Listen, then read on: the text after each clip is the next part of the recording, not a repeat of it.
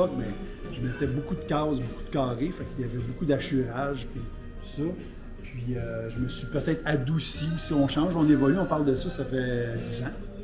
Mon truc à la carte blanche. Fait que là, je travaille peut-être plus avec des spatules, avec différents outils aussi.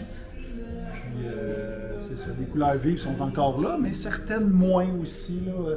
Je respecte la peau aussi un peu plus des fois, ça dépend. Là, comme celle-là qui est là ici.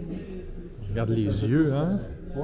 Les yeux, c'est beaucoup quand même... d'en face. Juste les yeux et la bouche, là, c'est pas une toile en soi, mais pratiquement. Il y a beaucoup de travail là-dedans. Ce qui est difficile avec une toile de cette grosseur-là, c'est que tu peux pas avoir un regard par rapport aux proportions quand tu es collé dessus. Fait que souvent, tu te recules puis tu te ralentis. Beaucoup, oui. C'est ça, exactement.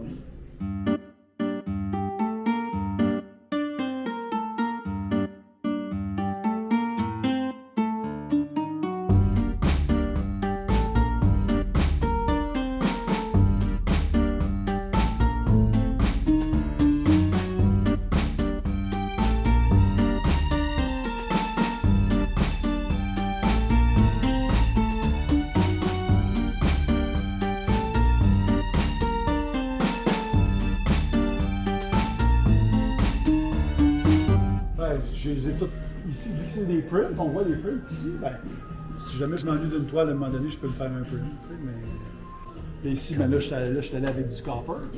On le voit à certains endroits. Ici, on le voit bien, celui-là. On peut voir ici. Donc, c'est ça, mon fond dans un premier temps, après ça, mon croquis. En deuxième temps, mon vernis. Puis après ça, on peut apposer les feuilles de copper. Le copper, le cuivre, c'est comme une statue de bronze, ça peut ternir.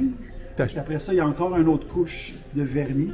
La couche de vernis que je mets avant, c'est parce que mon fond ici, disons que ça colle plus que d'autres. Fait que mais ça, c'est pas une peinture, c'est une... Exactement, c'est des petites feuilles, comme des feuilles d'or. Exact, c'est ça. Oui. Ouais, sauf que la couleur, c'est copper, ouais. Oh, c'est un travail de moine. J'en ai fait 2 parce que j'aime beaucoup l'effet et ça me plaît.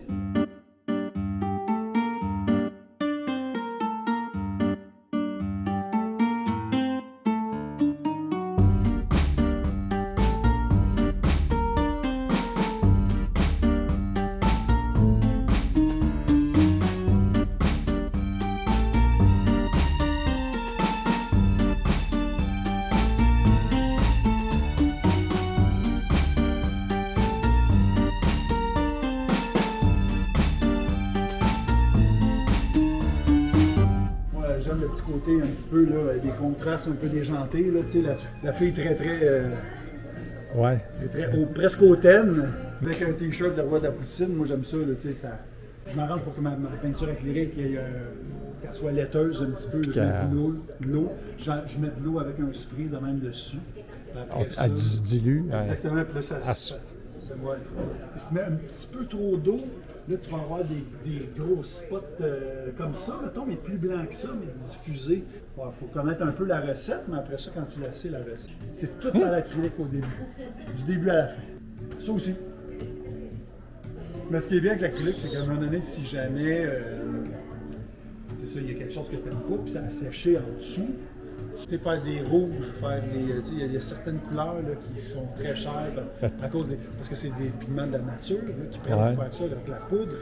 Ça, ce turquoise-là, il n'existe pas. J'achète un turquoise. Je voulais qu'il y ait un petit peu plus de jaune dedans, fait que j'ai un jaune qui va lui mettre un petit peu plus verdâtre.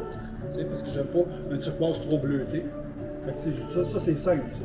Mais il y a d'autres couleurs que, des fois, il y a certaines toiles dans les fonds que je mets même une petite goutte de noir des fois dessus, que ça devienne plus papier journal, un peu, que mes couleurs des animaux soient plus vifs. T'sais.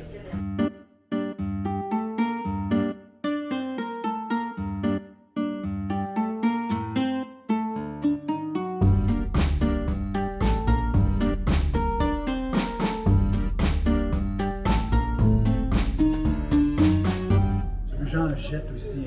Oui. Quand je fais mes mélanges, moi je vais avoir la paix, tous mes mélanges sont là. Sur 2 grandes tables là, immenses comme ça, puis après ça, toutes mes couleurs, tous mes bleus, j'ai à peu près 8 bleus, Ça, c'est... turquoise. Ouais. Ma toile est en plein milieu.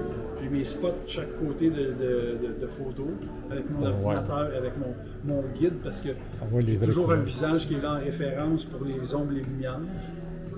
Fait que mon setup, c'est ça. Fait que je peux pas aller peindre dehors. Tu sais, chacun sa méthode, sa technique. Quand je fais mon fond, là, je me dis, OK. Ouais, là, je me dis, OK, celle-là, je vais essayer de garder ça turquoise en haut, comme celle-là. Ici. Là, je vais essayer de garder ça turquoise. Puis par la suite, ben là, je montre mes couleurs, des couleurs qui sont complémentaires. Là, je vais avoir des tons chauds, des tons froids, mais tu ne sais pas au début ce que ça va avoir l'air à la fin du tout. Tu joues avec, mais à un moment donné, tu te dis, comme ça, il me manque quelque chose. Puis là, tu penses, il y a de l'observation, après ça, tu fais un autre mélange de couleurs, puis tu rajoutes une autre couleur qui va, comme la Mona Lisa qui est au fond là-bas. Le petit verre qui est dans le fond, au début, il n'existait pas. Là, puis je me suis dit, juste ça, que je mette juste ça chaque côté. Ouais, ça ne sera pas juste rose, et après ça, un turquoise bizarre. Je trouve que ça venait tout jumeler le fond, là, les trois couleurs. Là, je l'ai développé par la suite, mais tu sais, je l'observais, je me disais, qu'est-ce qui lui manque à elle?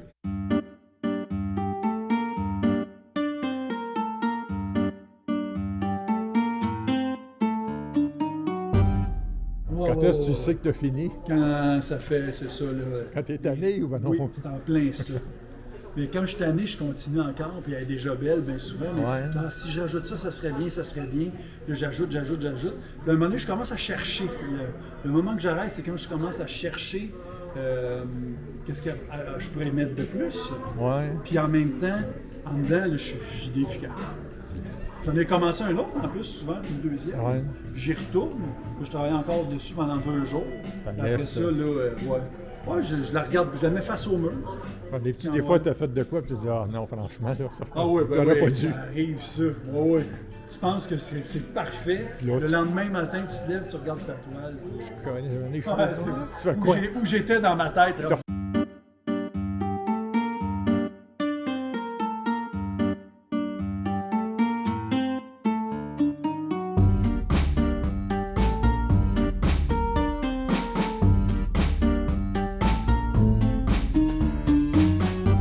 Ça, c'est dans mes plus petites, puis c'est une 42 par 42. Il y a 4 ans, je l'ai faite, celle-là.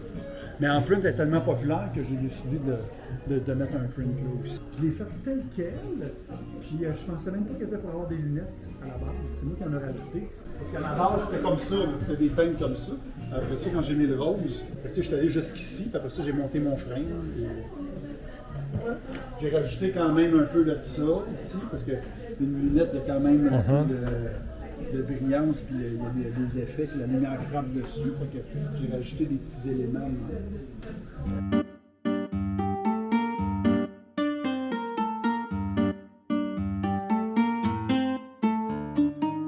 C'est ça, ça a été imprimé sur une toile. Une toile, là, pareil comme sur le genre de toile sur lesquelles je peins.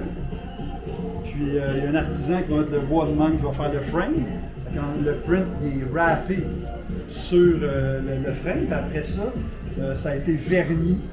Donc, si jamais elle est placée dans une maison au soleil, il n'y aura pas de décoloration. Puis un autre détail intéressant, ce qui est le fun, c'est que quand on achète un print comme ça, bien, souvent il faut le faire encadrer, pas ceux-là. Parce qu'ici, dans le fond, ils ont pris la bandelette qui est ici, ils l'ont dupliqué. Ils font un effet miroir ici. De ici à ça. Donc, ce qu'on voit ici, c'est exactement ça ici qui a été mis comme ça. On met ça sur un mur comme ça. Là. Le fil est en arrière et tout. Voilà le travail, là, c'est tout. Là. On a juste à l'accrocher.